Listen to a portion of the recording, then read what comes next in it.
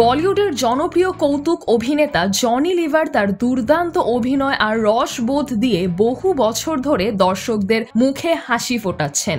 ঠিক বাবার পথ ধরে হাঁটছেন তার কন্যা জেমি লিভার। তিনি নিজেও একজন প্রতিভাবান stand up comedian, mimicry artist এবং অভিনেত্রী হিসেবে পরিচিত।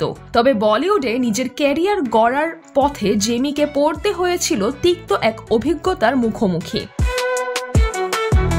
সম্প্রতি একটি সাক্ষাৎকারে জেমি জানিয়েছেন, ক্যারিয়ারের শুরুর দিকে এক অডিশনের সময় তাকে এমন কিছু করতে বলা হয়েছিল যা কোনো শিল্পীর জন্যই অত্যন্ত অস্বস্তিকর। তিনি জানান, একটি আন্তর্জাতিক প্রজেক্টে কাজের সুযোগ পাওয়ার জন্য অনলাইনে অডিশন দিচ্ছিলেন তিনি। অডিশনের সময় বলা হয় চরিত্রটি খুব সাহসী এবং এমন ভাব ধরতে হবে যেন সামনে একজন 50 পুরুষ বসে আছেন আর তাকে আকৃষ্ট করার চেষ্টা করছেন।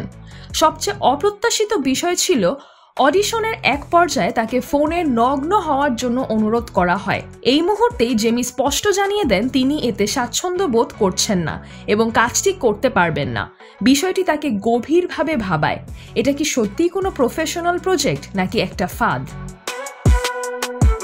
জেমি বলেন, আমাকে ভিডিও কলে অংশ নিতে বলা হয়েছিল।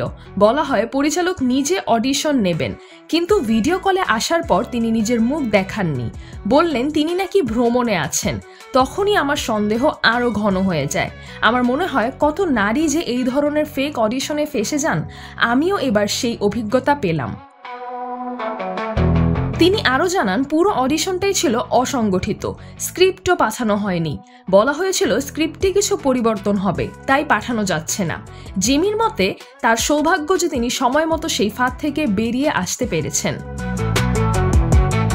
জনি লিভারের মেয়ে হলেও জেমি লিভার নিজ গুণে বলিউডে নিজের জায়গা গড়েছেন। মঞ্চে স্ট্যান্ড আপ কমেডির মাধ্যমে যেমন দর্শক মাতিয়েছেন, তেমনি হাউসফুল 4, ভূত পুলিশ এবং কিস কিস কো প্যার করুর মতো জনপ্রিয় সিনেমায় অভিনয় করেও প্রশংসা কুড়িয়েছেন।